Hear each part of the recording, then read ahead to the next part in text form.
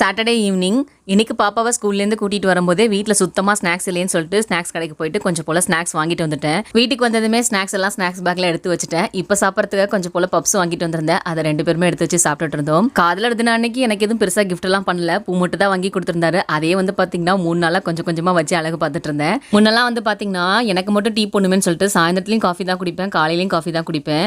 ஆனால் ஒரு அக்கா சொன்னாங்க காஃபி அதிகமாக குடிக்கக்கூடாது அப்படின்னு சொல்லிட்டு. அப்படி பார்த்தா டீ காஃபியே குடிக்கக்கூடாதேக்கா அப்படின்னு நானும் நிறைய தடவை ட்ரை பண்ணியிருக்கேன். இந்த காஃபி டீ குடிக்கிற பழக்கத்தை தலைமொழியிடலான்னு சொல்லிட்டு. ஆனால் காலைல எந்திரிச்சதுமே சூடாக ஒரு டம்ளர் காஃபி உள்ள போச்சுன்னா தான் பரபரன்னு வேலையை பார்க்க முடியுது. என்னதான் குடிக்கிறதுக்கு காஃபி டீன்னு 2 இருந்தாலும் எனக்கு பிடிச்சது என்னமோ காஃபி தான். என் வீட்டுக்கு வரவங்களாம் திவ்யா போடுற காஃபி மாதிரி வராது அப்படின்னு சொல்லி என்ன பாராட்டிட்டு போவாங்க. என்னதான் காஃபி டீ குடிக்கிற பழக்கத்தை சுத்தமாக நிப்பாட்ட முடியல அப்படின்னாலும் மார்னிங் பிரேக்ஃபாஸ்ட்லாம் முடிச்சுட்டு ஒரு 11 மணி போல திரும்ப ஒரு டம்ளர் காஃபி போட்டு குடிப்பேன். இந்த பழக்கம் அப்பா கிட்டேருந்து வந்தது தான். அதை மட்டும் பார்த்தீங்கன்னா ஸ்கிப் பண்ணிட்டேன். இன்னைக்கு டீ குடிக்கணும்னு மூடு இல்லை, அதனால எல்லாருக்கும் சேர்த்து நன்னாரி சர்பத் தான் போட்டுட்டு இருந்தேன். உங்களில் எத்தனை பேருக்கு எது குடிச்சா வேலையாகும் அப்படிங்கிறத கீழே கமெண்ட் பாக்ஸ்ல சொல்லுங்க.